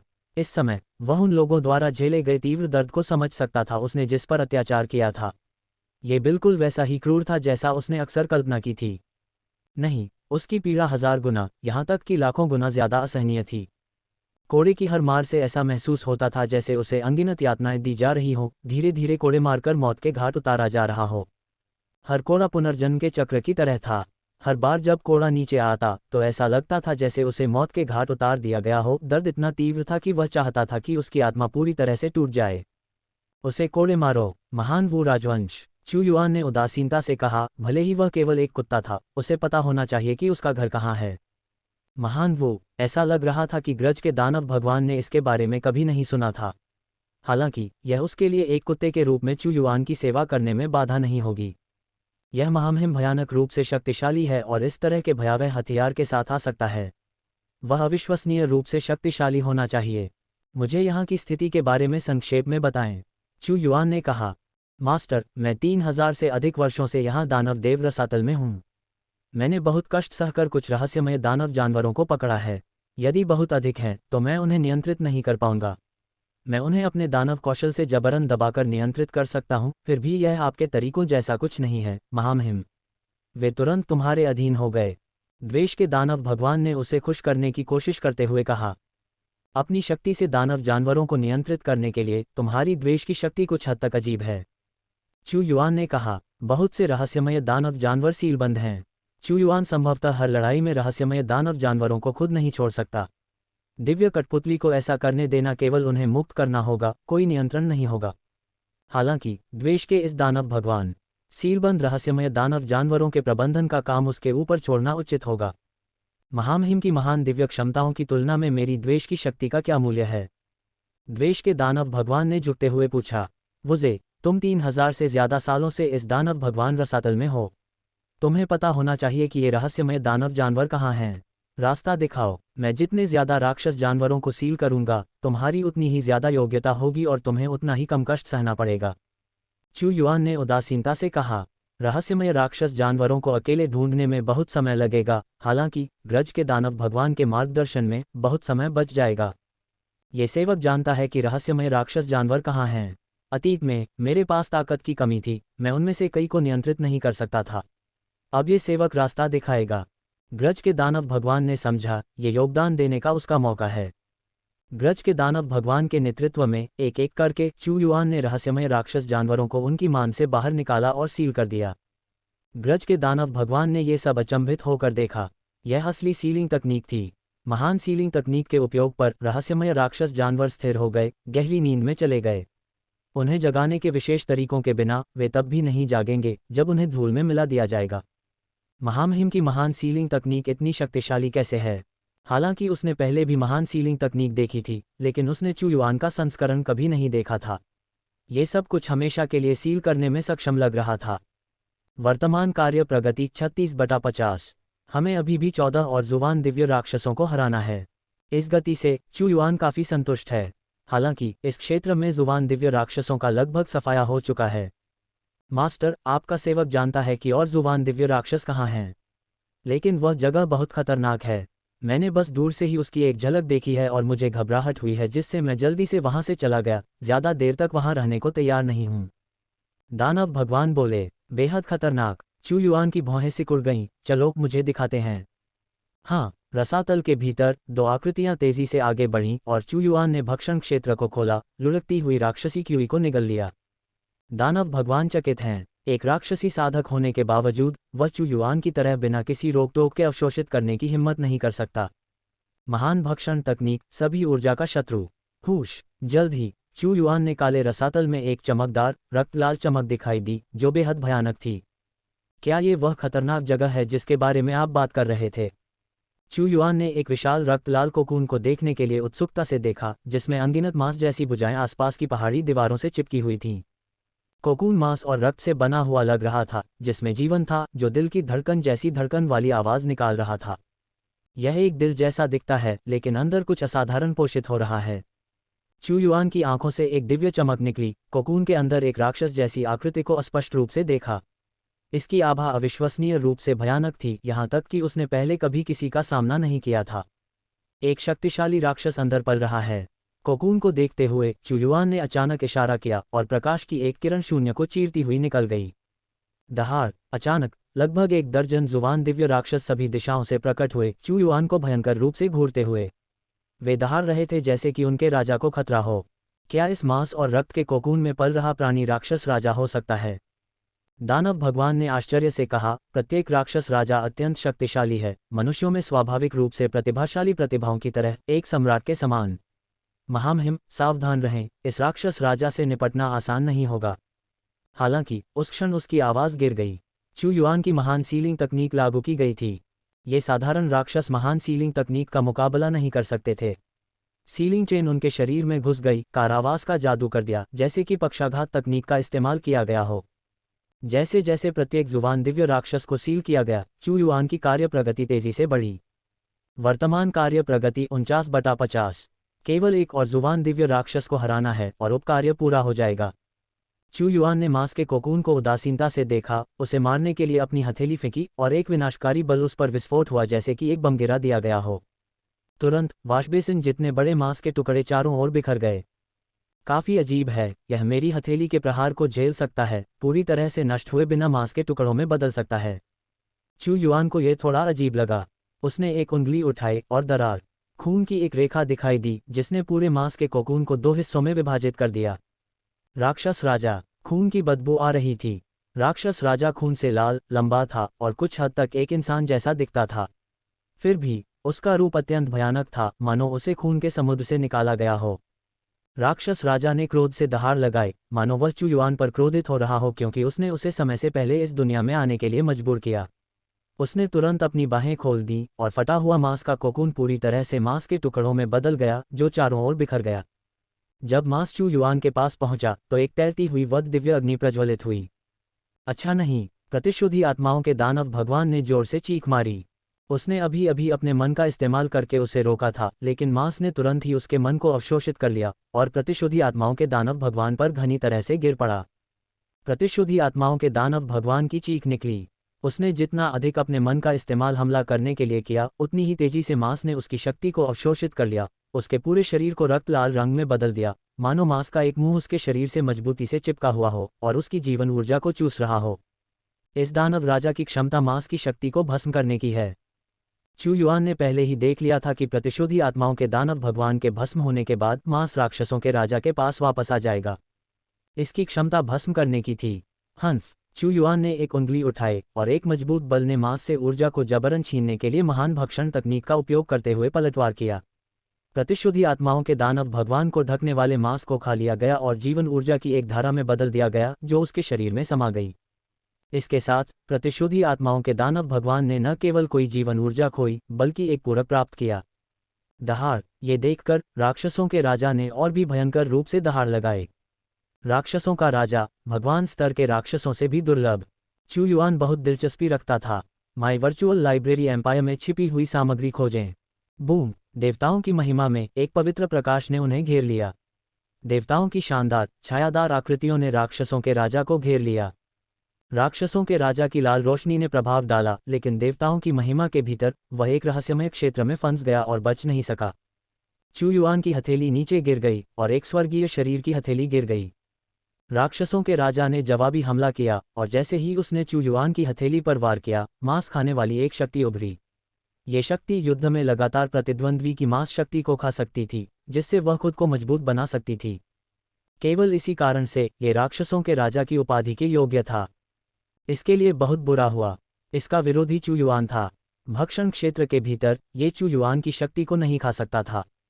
महान सीलिंग तकनीक। यदि चू युआन इसे दबाने की कोशिश नहीं कर रहा होता तो राक्षसों का ये राजा पहले ही भस्म हो चुका होता और रक्त लाल ऊर्जा की धारा में बदल गया होता। उसकी अपार शक्ति ने इसे दबा दिया। स्वर्ग और पृथ्वी की विशाल शक्ति राक्षसों के राजा को पूरी तरह से आगे बढ़ने से रोक रही थी।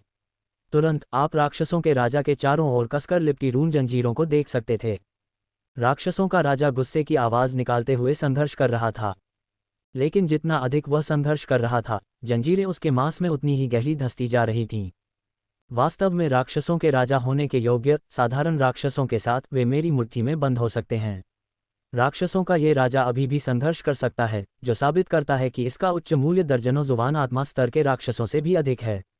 राक्षसों का राजा जितना अधिक मांस खाता है वह उतना ही मजबूत होता जाता है। चू युआन जल्दी में नहीं था, उसकी शाश्वत सीलिंग शक्ति उसे सीमित कर रही थी। राक्षसों के राजा की पूरी सीलिंग केवल समय की बात थी। शाश्वत सील की शक्ति फिर से बढ़ गई और जुबान आत्मा स्तर के राक्षस का शरीर अचानक बहुत लाल हो गया, उबले हुए झींगे की तरह, जिसकी त्वचा एक फुलाए हुए गुब्बारे की तरह थी जो फटने वाली थी। बेशक वह देख सकता था कि राक्षसों के राजा का खून भयानक जहर था। अगर जुबान आत्मा दूषित हो गई तो उसकी त्वचा भी सड़ जाएगी और उसकी आत्मा सड़ जाएगी। जुबान आत्मा स्तर का दानव आत्मा विनाश करने जा रहा है। नहीं, इसमें इतनी उच्च बुद्धि नहीं है, यह इसकी दिव्य क्षमताएं होनी चाहिए, एक आंख वाले दानव की तरह। मैं देखता हूँ यह अराजकता पैदा करने के लिए अपना जहरीला खून उगलने वाला है। चू युआन ने दानवों के राजा की दिव्य क्षमताओं को स्पष्ट रूप से देखा और उसके चेहरे पर मुस्कान आ गई। इससे उसे एक और सुखद आश्चर्य हुआ। अनंत मोहर के भीतर दानवों के राजा की दिव्य क्षमताएं रुक गईं। इसका फूला हुआ मांस सामान्य हो गया, इसकी आंखों का रक्त लाल रंग तुरंत फीका पड़ गया और इसका सिर नीचे हो गया। इसे चू युआन ने सील कर दिया था। महामहिम की अद्वितीय दिव्य शक्ति। ग्रज स्पिरिट डेमन लॉर्ड कांप रहा था। राक्षसों के राजा के रूप में वह एक साधारण शक्ति प्रतियोगिता से नहीं डरता था। हालांकि राक्षसों के राजा के पास कई भयानक दिव्य क्षमताएं थीं, जैसे कि मांस खाना और जहरीला खून छिड़कना। यह मौत की असली लड़ाई थी। महामहिम अजेय हैं। ग्रज स्पिरिट डेमन लॉर्ड ने घुटने टेक दिए। डिंग। होस्ट ने 50 जुबान दिव्य राक्षसों को सील करने, 60,000 डेस्टिनी पॉइंट, 2 जुबान दिव्य अमृत, 16 दिव्य शक्ति फल, imperial grade Divya artefact advancement card और एक यादृच्छिक लॉटरी अवसर प्राप्त करने का साइड मिशन पूरा कर लिया है। जुबान दिव्य कठपुतली के निर्माण की प्रगति 10% है, जिससे वर्तमान प्रगति 60% हो जाती है।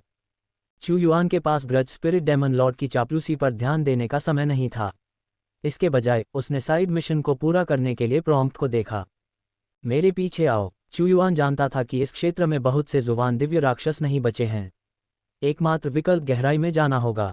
हालांकि गहराई में जाने से उसे संभावित रूप से ईश्वरीय स्तर पर राक्षसों का सामना करना पड़ सकता है, जिससे उसका ट्रम्प कार्ड बर्बाद हो सकता है। इस समय यहाँ रहना केवल समय बर्बाद करना होगा। फ्लेम डेमन सिटी के भीतर फ्लेम डेमन और अन्य अभी भी इंतजार कर रहे थे। महामहिम कई दिनों से चले गए हैं, मुझे नहीं पता कि वे कब वापस आएंगे। फ्लेम डेमन ने कहा। महामहिम के विचार रसातल की तरह गहरे हैं, अप्रत्याशित हैं। उसके पास महान दिव्य शक्ति है जो जुबान दिव्य राक्षसों को बंद करने और एक राक्षस सेना बनाने में सक्षम है। हमें यहाँ धैर्यपूर्वक प्रतीक्षा करनी चाहिए। जब फॉक्स स्पिरिट बोल रहा था तो उसने अचानक दूर की ओर देखा। महामहिम वापस आ गए हैं। चलो जल्दी से महामहिम का अभिवादन करते हैं। फ्लेम डेमन आगे बढ़ने ही वाला था कि उसने एक और राक्षस को देखा। उसके पीछे वह चिल्लाया, देखो क्या भयानक जुबान दिव्य आभा है। क्या ये हो सकता है कि महामहिम का सामना जुबान दिव्य राक्षस साधक से हुआ हो? महामहिम की मदद करो, इस राक्षस साधक को दबाओ। फॉक्स स्पिरिट चिल्लाया। ये वही है, grudge spirit demon lord. Grudge spirit demon lord की उपस्थिति को देखते ही फ्लेम डेमन का चेहरा पूरी तरह बदल गया। वह इस डेमन लॉर्ड को जानता था। उसके तरीके बेहद क्रूर थे, उसे दूसरों को प्रताड़ित करने में मजा आता था। उसकी ताकत भी बहुत मजबूत थी। उसने एक बार फ्लेम डेमन में सामूहिक हत्या की थी, दायरे जिसने उसे होल हेवन के स्वामी को भी असहाय छोड़ दिया। लड़ो मत, मैं इस बार अपने स्वामी के साथ लौट रहा हूँ, मैं अपने स्वामी का सेवक हूँ। ग्रज स्पिरिट डेमन लॉर्ड चिल्लाया। स्वामी, सेवक। फ्लेम डेमन और फॉक्स स्पिरिट चकित थे, उन्हें यह अविश्वसनीय लगा। चिंता मत करो, वुजी ने मेरे सामने आत्मसमर्पण कर दिया है, चू युआन ने कहा। उसने वास्तव में महामहिम के सामने आत्मसमर्पण कर दिया। क्या उसने कहा कि वह महामहिम का सेवक था? ग्रज स्पिरिट डेमन लॉर्ड जुबान दिव्य 5वें स्तर का प्राणी है, फिर भी वह सेवक बन गया। हे भगवान, महामहिम की शक्ति कितनी भयानक है कि वह एक दानव लॉर्ड को स्वेच्छा से सेवक बना दे। फ्लेम डेमन भी चू युआन के अधीन था, लेकिन वह एक जागीरदार रिश्ता था। हालांकि ये ग्रज स्पिरिट डेमन लॉर्ड एक सेवक था, वे एक ही स्तर पर नहीं थे। ऐसा लग रहा था कि ग्रज स्पिरिट डेमन लॉर्ड ने डेमन गॉड एबिस में महामहिम को नाराज कर दिया था। उसी समय फ्लेम डेमन और फॉग स्पिरिट दोनों को राहत की गहरी अनुभूति हुई। वे भाग्यशाली थे कि उन्हें बेहतर पता था, अन्यथा वे ही सेवक बन जाते। यहाँ तक कि फ्लेम डेमन होल हेवन भी इसके अधीन था। ग्रज स्पिरिट डेमन लॉर्ड ने भी सोचा, फ्लेम डेमन, फॉग स्पिरिट, दो लोकों का निर्माण करने के बाद दोनों लोकों के भीतर शाही आदेश प्रदर्शित करने के लिए प्रशिक्षकों को भेजते हैं। उचित आयु के सभी लोग साधना के लिए अकादमी में प्रवेश कर सकते हैं। आम लोगों में से लोग भर्ती के लिए नागरिक अकादमी में प्रवेश कर सकते हैं। यदि दावू के बाहर कोई प्रतिभाशाली व्यक्ति है तो वे भी परीक्षा पास करने के बाद कॉलेज में प्रवेश कर सकते हैं, और घरेलू छात्रों के लिए ऐसी कोई सीमा नहीं है। चू युआन अपने लोगों को दृढ़ता से साधना करना चाहता था, बाहर से प्रतिभाशाली लोगों को आकर्षित करना चाहता था, और दावू अकादमी को चुंबक की तरह बनाना चाहता था जो प्रतिभाशाली लोगों को जमकर आकर्षित करे। इसके अलावा आप शाही फरमान भी जारी कर सकते हैं। दावू से सभी अच्छी प्रतिभाएं और सभी क्षेत्रों से मजबूत व्यक्ति शामिल हो सकते हैं। चू युआन अन्य क्षेत्रों से भी मजबूत व्यक्तियों को आकर्षित करना चाहता था और उन्हें अपने दावू का हिस्सा बनाना चाहता था। हाँ महाराज... आदेश जारी करने के बाद चू युआन प्राचीन सम्राट के रथ पर सवार होकर लुओ युयन के साथ दावू लौट आया। 2 दिव्य अमृत के साथ, एक याओ लिंग र के लिए और एक लुओ युयन के लिए। एक बार जब बड़ी मात्रा में संसाधन एकत्र हो जाते हैं दिव्य देवता की 10वीं परत, वे दिव्य अमृत का उपयोग करके सीधे दिव्य देवत्व प्राप्त करने में सक्षम होंगे। अगर वह अपनी महिलाओं से प्यार नहीं करता तो कौन करेगा? एक क्षेत्र का आदान प्रदान करें। 60,000 भाग्य बिंदुओं की कटौती के साथ चू युआन का क्षेत्र दिव्य देवता की 5वीं परत तक पहुंच गया। 2 शाही उन्नति कार्ड के साथ उसने अपने मिस्टिक स्पिरिट विंग्स और वॉर आर्मी शतरंज को राजाओं के स्तर पर पदोन्नत किया। इनाम दिव्य क्षमता फल से चू युआन ने सबसे पहले ग्रेट थंडर तकनीक को 5वें स्तर पर अपग्रेड किया। पहले से बचे हुए 1 और इस बार से बचे हुए 8 को गिनते हुए उसके पास अभी भी उपयोग करने के लिए 9 बचे हैं। विशेषता पैनल और 3000 दाव की कई महान दिव्य शक्तियों को देखते हुए चू युआन ने महान 5 तत्व तकनीक को स्तर 1 से स्तर 3 तक अपग्रेड करने के लिए 7 दिव्य क्षमता फलों का उपयोग किया। शेष 2 का उपयोग बाद में अपग्रेड करने के लिए किया जा सकता है। अब जब वह दिव्य देव क्षेत्र में पहुंच गया है तो वह सहायक के रूप में महान 5 तत्व तकनीक का उपयोग करके अपना स्वयं का रहस्यमय क्षेत्र स्थापित कर सकता है। यादृच्छिक ड्रॉ खोलें। चू युआन ने ड्रॉ शुरू किया। डिंग, मेजबान ने यादृच्छिक ड्रॉ शुरू कर दिया है और starry sky battleship defence edition blueprint प्राप्त कर लिया है।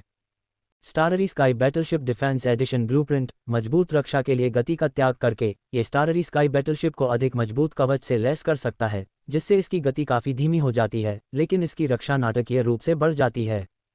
ब्लूप्रिंट प्रक्षेपण। रक्षा सुधार के संदर्भ में स्टाररी स्काई बैटलशिप कवच की अत्यधिक भारी परत से सुसज्जित थी। जहाज का शरीर सामान्य लोगों की तुलना में काफ़ी बड़ा था, जिससे यह एक पर्वत श्रृंखला जैसा लग रहा था। रक्षात्मक संस्करण। चू युआन ने पैनल डेटा को देखा। रक्षात्मक संस्करण की गति नियमित संस्करण की तुलना में केवल आधी है, लेकिन इसकी रक्षा को बहुत बढ़ाया गया है। ये दिव्य देवता की शक्ति के नीचे भी नहीं हिलेगा। दिव्य देवता स्तर की शक्ति का भी विरोध किया जा सकता है और शाही दिव्य कलाकृतियां तुरंत नुकसान पहुंचाने में असमर्थ हैं। हालांकि रक्षात्मक संस्करण गति का त्याग करता है, लेकिन इसकी दुर्जय रक्षा इसे युद्ध के मैदान पर मजबूत विरोधियों से मुकाबला करने की अनुमति देती है। कवच बनाने के लिए उपयोग की जाने वाली सामग्री जितनी दुर्लभ होगी, रक्षा उतनी ही मजबूत होगी। दोनों प्रकार के युद्धपोत बनाने की आवश्यकता है। माई वर्चुअल लाइब्रेरी एम्पायर के साथ और कहानियां खोजें। चू युआन ने खुद से सोचा। वर्तमान में स्टाररी स्काई बैटलशिप के उत्पादन में जो बाधा आ रही है वह आवश्यक सामग्रियों की शोधन गति को बनाए रखने में असमर्थता है। इसमें मदद नहीं की जा सकती। स्टाररी स्काई बैटलशिप ने अत्यधिक प्रतिष्ठित सामग्रियों की प्रचुर मात्रा की मांग की। चाहे फाउंड्री का विस्तार कितनी भी बार क्यों न हो, दावू में उन सभी को संभालने के लिए बहुत सारी परियोजनाएं थीं। हालांकि चू युआन की खुशी के लिए फ्लेम डेमन गुफा आकाश की बदौलत फाउंड्री ने एक महत्वपूर्ण सुधार किया। फ्लेम डेमन क्षेत्र लावा से अछूते चट्टानी इलाके से भरा हुआ है। यहाँ के मार्शल कलाकार मुख्य रूप से अग्नि प्रकार की खेती तकनीकें करते हैं। फाउंड्री में प्रशिक्षण की अवधि के बाद वे अयस्क से इंपीरियल राजवंश की ज़रूरत के संसाधन निकालते हैं। भाग्य के इस अप्रत्याशित प्रहार ने फाउंड्री पर दबाव को काफ़ी हद तक कम करने में मदद की। अभी के लिए चू युआन को दिव्य पर्वत दुनिया में लौटने की कोई जल्दी नहीं थी। चूंकि उन्होंने देश के भीतर कई ताकतों को अपने अधीन कर लिया था, इसलिए उन्हें स्थिति को स्थिर करने के लिए उसकी ज़रूरत थी। देश के सभी लोगों को दिव्य पर्वत दुनिया में भर्ती करो। चू युआन ने एक आदेश जारी किया जिसमें मजबूत लोगों की भर्ती जारी रखी गई। इतने सारे मजबूत लोगों के उनके साथ जुड़ने से विंडफॉल सिटी के आसपास संसाधन संचय की दर काफ़ी तेज हो गई। इंपीरियल राजवंश पहले से ही अन्य क्षेत्रों में विस्तार की उम्मीद कर रहा था, विस्तृत जानकारी के लिए जांच कर रहा था। समय तेजी से बीतता गया और जल्द ही दावू के 40वें वर्ष का अक्टूबर आ गया। पिछले वर्ष के अक्टूबर में सेना के निवास में आने के बाद से 1 वर्ष बीत चुका था। चू युआन शाही महल में था। महाराज, शाही शहर के बाहर एक आदमी आपसे मिलने के लिए कह रहा है। वह जू दाओ नाम का एक दिव्य देवता है और आपकी सेवा करना चाहता है, नपुंसक वेई ने बताया। एक दिव्य शक्ति सेनानी, जू दाओ। चू युआन ने सिर हिलाया। उसे मुझे देखने दो। जल्द ही जू दाओ नाम का विशेषज्ञ चू युआन के सामने खड़ा हो गया। तो आप जू दाओ हैं? चू युआन ने जू दाओ को देखा। दिव्य देवता की चौथी परत के साधना स्तर वाले इस व्यक्ति ने ग्रे रंग का टाट पहना हुआ था। वह एक साधारण दिखने वाला मध्यम आयु वर्ग का व्यक्ति था जिसकी ठोड़ी पर बहुत सारी दाढ़ी थी जो कठिनाई का एहसास कराती थी। चू युआन को जू दाओ एक तलवारबाज की तरह लग रहा था जो दुनिया भर में घूम चुका था। वह दृढ़ और लचीला था और उसके पास तलवार चलाने की एक मजबूत मंशा थी। जू दाओ आपके महामहिम को अपना सम्मान देता है। जू दाओ ने सलामी दी। आप एक तलवारबाज हैं, एक जुबान भगवान चतुर्भुज विशेषज्ञ जो स्वेच्छा से दावू में आए हैं। चू युआन ने राजसी आभा के साथ जू दाओ की जांच की। जू दाओ एक दुर्लभ तलवारबाज था।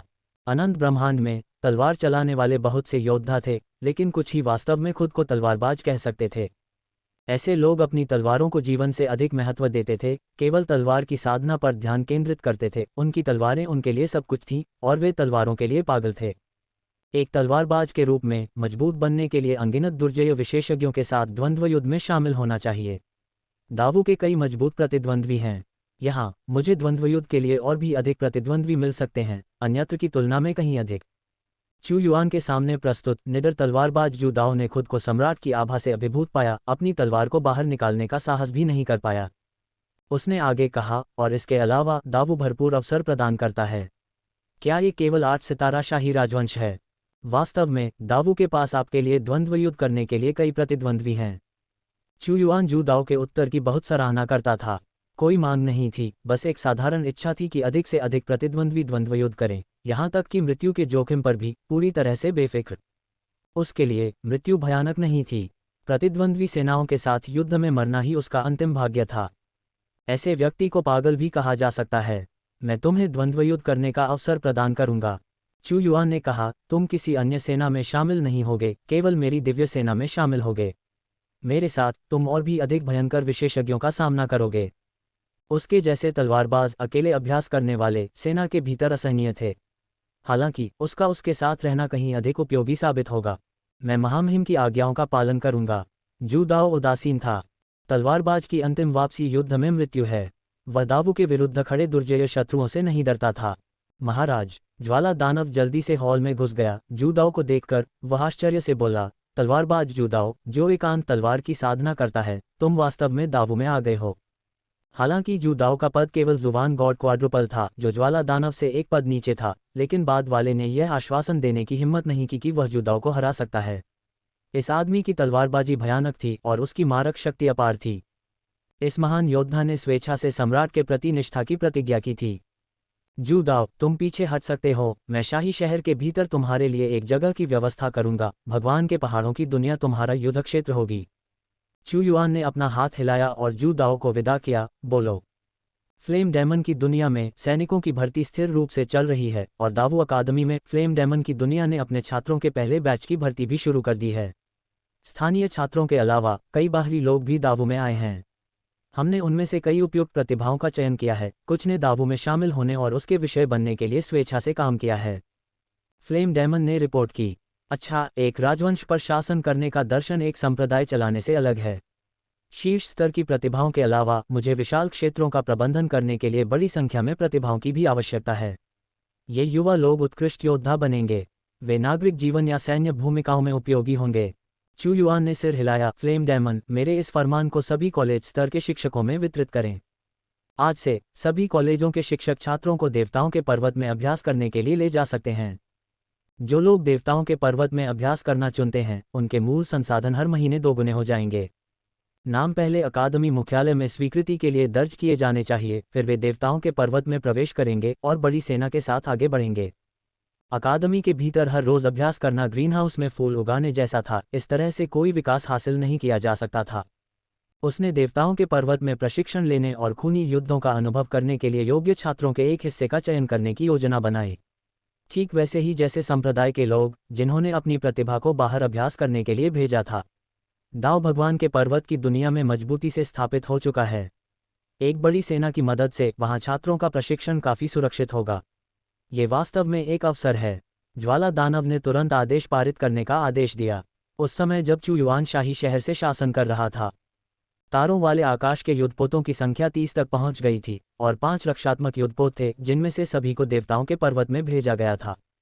रहस्यमयी कई गुना कठपुतलियों की कुल संख्या 6 तक पहुंच गई। न्याय का भला भी प्रकाश की सेना द्वारा बड़े पैमाने पर सुसज्जित किया गया था। इस बीच शाश्वत महान दुनिया में बेशाओ नामक एक शहर में, इस शहर में कई परिवार जिनके पास दिव्य देवता थे एक दूसरे से विवाद कर रहे थे। उनका प्रभाव कम नहीं था। रहस्यमय आत्माओं का दूत यहाँ है। माई वर्चुअल लाइब्रेरी एम्पायर पर और अधिक जानकारी प्राप्त करें। बेशाओं के बाहर दिव्य प्रकाश से घिरे रहस्यमय देवताओं का एक दूत बड़ी संख्या में गुरुओं का नेतृत्व करते हुए शहर में आया। आज वह दिन है जब रहस्यमयी आत्मा संप्रदाय शिष्यों की भर्ती के लिए अपना द्वार खोलता है। क्या आपके कबीले तैयार हैं? रहस्यमय आत्मा दूत ने बेशाओ शहर की ओर देखा। उसकी भौहें सिकुड़ी हुई थीं। शिष्यों की यह भर्ती पहले से बिल्कुल अलग थी। उसके आने के बाद ये जगह सुनसान थी, जो पहले के दृश्यों से बिल्कुल अलग थी, जहां असंख्य युवा लोग रहस्यमय आत्मा संप्रदाय में शामिल होने के लिए उत्सुक होकर इकट्ठा होते थे। लोग कहाँ हैं? रहस्यमय आत्मा दूत ने नाखुशी से कहा। रहस्यमय आत्मा दूत, स्थिति बदल गई है। रहस्यमय आत्मा संप्रदाय के अन्य गुरुओं ने जांच की और उदास चेहरे के साथ कहा, बेशाओ शहर महानवू ज्वाला दानव क्षेत्र से बहुत दूर नहीं है। इस बार जब महानवू अकादमी ने अपनी शिक्षा शुरू की तो कई युवा लोग पहले से ही अध्ययन करने के लिए अकादमी में जा चुके हैं और महानवू में प्रवेश कर चुके हैं। कम से कम 90% प्रतिभाएं अब बेशाओ शहर में नहीं हैं। वे महानवू में चले गए। रहस्यमय आत्मा दूत का चेहरा भी बदसूरत हो गया। मैंने सुना है कि महानवू राजवंश ने ज्वाला दानव गुफा आकाश को अवशोषित कर लिया है और महानवू अकादमी की स्थापना की है। वे अकादमी प्रणाली के माध्यम से छात्रों की भर्ती करते हैं। मुझे उम्मीद नहीं थी कि उन्होंने बेशाओ शहर से प्रतिभाओं को भी अवशोषित किया होगा। रहस्यमय आत्मा संप्रदाय एक शक्तिशाली संप्रदाय है। संप्रदाय गुरु रहस्यमय भगवान के 10वें स्तर पर है और संप्रदाय को दिव्य चरण में एक सर्वोच्च बुजुर्ग भी है। हर बार जब संप्रदाय के द्वार भर्ती के लिए खुलते हैं तो अनगिनत लोग संप्रदाय में भेजे जाने की भीख मांगते हैं, लेकिन इस बार लगभग सभी भाग गए हैं। हालांकि रहस्यमय आत्मा संप्रदाय अच्छा है, लेकिन ये हर बार बेशाओ शहर में केवल कुछ लोगों की भर्ती करता है, जो थोड़ा मायावी है। लेकिन ग्रेट वो अलग है। ये स्कूलों के समान एक अकादमी प्रणाली का पालन करता है। हालांकि वे बाहरी दुनिया के लोगों को चुनौती देते हैं, लेकिन इसमें प्रवेश करना बहुत आसान है। इसके अलावा ग्रेट वू अकादमी में संरक्षक हैं।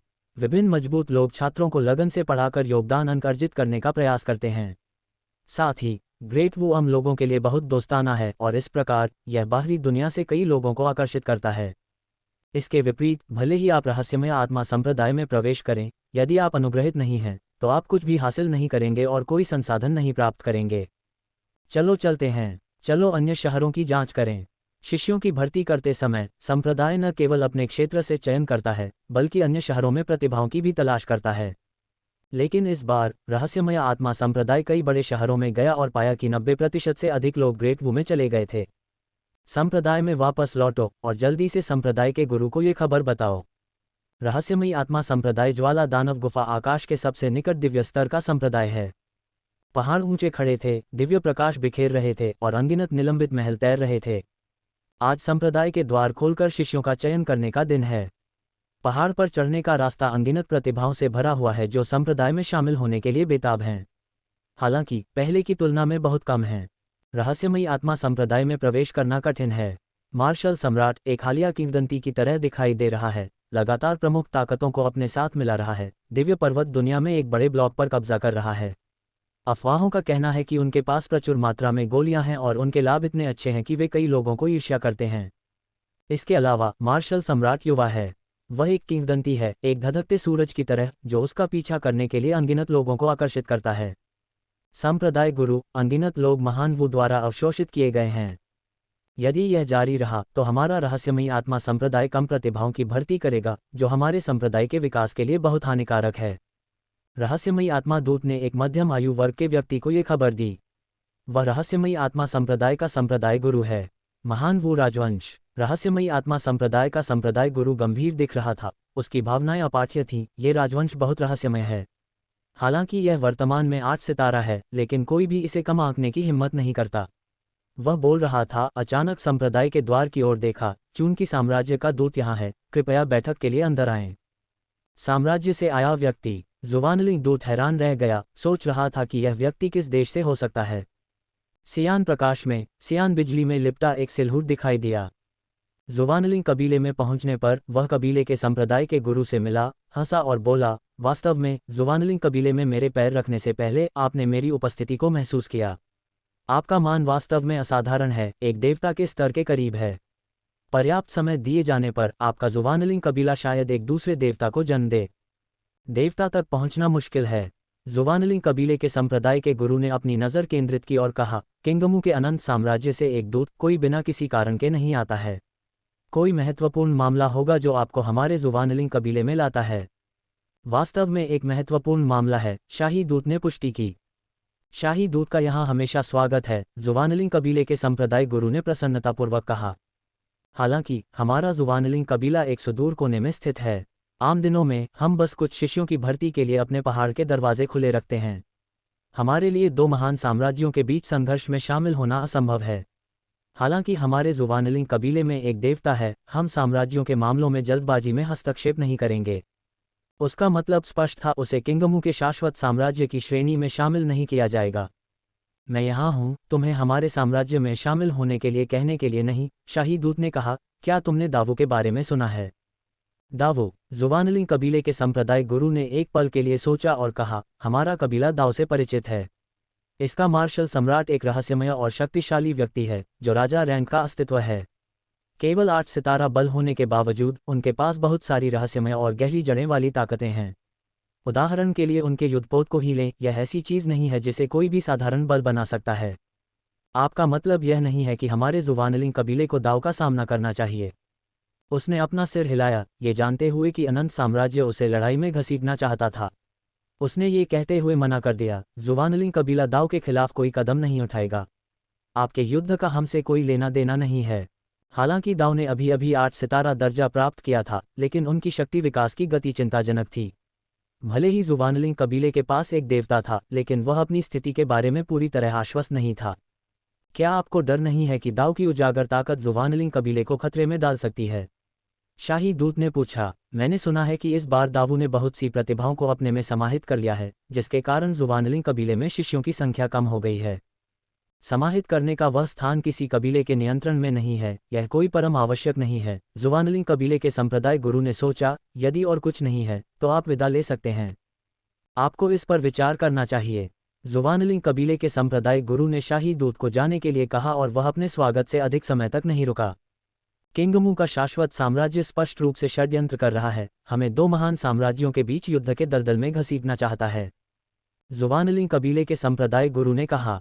वास्तव में किंगमू का वह शाश्वत साम्राज्य भी एक अच्छी इकाई नहीं है। उनके अधिकांश शक्तिशाली व्यक्ति पवित्र आकाश साम्राज्य द्वारा बंधे हुए हैं, और फिर भी दावू बहुत तेजी से बढ़ गया है। यदि वे अब उनसे निपटना चाहते हैं तो उन्हें थोड़ा नुकसान उठाना पड़ेगा। जुवानलिंग दिव्य दूत ने कहा, इसलिए जुवानलिंग कबीले को इसमें बिल्कुल भी शामिल नहीं होना चाहिए। मैं दावू की शक्ति से नहीं डरता, बल्कि दावू के भीतर छिपी रहस्यमयी शक्ति से डरता हूँ। अजीबोगरीब चीज़ों की एक अंतहीन धारा। जुवानलिंग कबीले के संप्रदाय गुरु ने ठंडे स्वर में कहा, तो क्या हुआ अगर वे शाश्वत दुनिया को उलटपुलट कर देते हैं? हम हमेशा जुवानलिंग गुप्त क्षेत्र को सक्रिय कर सकते हैं, इस दुनिया को छोड़कर बाहरी दुनिया में शरण की तलाश कर सकते हैं। हम वे साम्राज्य या राजवंश नहीं हैं जिन्हें अपनी ताकत बनाए रखने के लिए असीमित सीमाओं की आवश्यकता होती है। दुनिया से बचना पूरी तरह से संभव है। हम उनके तोप का चारा, उनकी बलि का बकरा क्यों बने? ऐसा तभी किया जा सकता है जब हमारे पास कोई और विकल्प न हो। जुवानलिंग के दिव्य दूत ने सहमति जताई। हालांकि मैं अभी भी दावों के बारे में बहुत उत्सुक हूँ, जुवानलिंग कबीले के संप्रदाय गुरु ने कहा। फैंग जून, हालांकि हम महान युद्ध में भाग नहीं ले रहे हैं, फिर भी हम प्रतिभाओं का आदान प्रदान कर सकते हैं। इस बार आप टीम का नेतृत्व करेंगे और कबीले से उत्कृष्ट प्रतिभाशाली शिष्यों का चयन करेंगे। आप दावू जा सकते हैं और उनकी प्रतिभाओं को चुनौती दे सकते हैं। प्रतिभा चुनौती। फैंग जून की आंखें चमक उठीं। हाँ, प्रतिभा प्रतियोगिताएं संवाद करने का एक दोस्ताना तरीका है। मैं देखता हूँ, ये दावू की निचली रेखा का पता लगाने का एक अच्छा अवसर भी है। यही उद्देश्य है। जुवानलिंग कबीले के संप्रदाय गुरु ने सिर हिलाया। याद रखें, जब आप इस बार दावू जाएंगे तो आप केवल विनिमय के लिए जाएंगे। दावू के साथ सबसे सतर्क रवैये से पेश आएं और दावू के साथ कोई संघर्ष न करें।